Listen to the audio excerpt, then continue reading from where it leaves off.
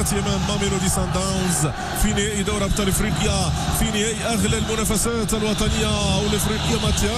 ماتياس كايندي، كرة صابر بوغرين والتغطية من الودني، لا زال صراع والإمكانية لرجاء. كرة من باب عثمان ساخو تعود من جديد رجاوية من الطرف الأيسر، مقدم ضائعة. هيثم خان يسير من الطرف الأيمن، لم يمشي وحيد الإمكانية للعب كرة عرضية في منطقة الجزاء، لكن التدخل من بولك سوت. استقرارا فنيا في البطوله الوطنيه على مستوى الاداء، يقدم مستويات جيده جدا. اليوم يلعب مع ماتياس كايندي الدولي النيجيري. كره تتحول للنفاذ، يمر بوغرين طلب موف كره لفريق الجيش الملكي، تعطل فيها شويه، مشات في منطقه الجزاء. كان تسلل في الكره الماضيه لانه تاخر في التمريره.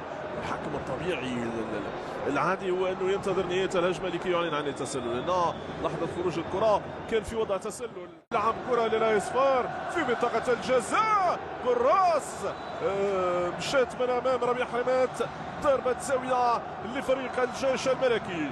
نقل الخطوره هذه المره من ضربه زاويه للاعاده، مشى لربيع حرمات، لكن التدخل الممتاز من خفيفي. شوف خفيفي ضحى بعمره في الكره الماضيه ليبعد الكره من امام ربيع حرمات. ضربه زاويه لفريق الجيش المغرب رفقه زيمباوير. اليوم يتولى المهام هذه المره لوحده. كره لفريق الجيش الملكي تلعب في منطقه الجزاء وخروج الحارس مهدي الأحرار. التدخل في الكره الماضيه من يوسف الفحمي واصابه حارس مرمى رجاء بذكريات مصطفى الشادلي يحمل قميص الناديين معا. مصطفى الشادلي واحد من كبار حراس مرمى البطوله الوطنيه، مصطفى الشادلي واحد من كبار حراسه المرمى في كره القدم الافريقيه. ذكرنا مصطفى الشادلي ذكروا مقدم لساخو مقدم، الصراع متواصل والكره تعود لنصور الخضر من الطرف الايسر. امكانيه للخروج بالكره مره اخرى، انطلاقه من حارس مرمى والاحرار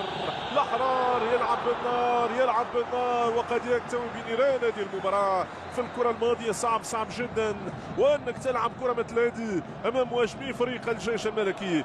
غامر فيها الكره الماضيه مع رضا سليم، كان بالامكان وانه يكون الهدف الاول في هذه المباراه. تلعب كرة من زمن الجولة الأولى من هذه المباراة، كرة من خفيفي، لعبة ممتازة مقدم نحو ماتياس كايندي النيجيري والسنغالي، والتدخل ضربة جزاء في الدقيقة 19 من هذه المباراة، في أول ظهور للنيجيري ماتياس كايندي.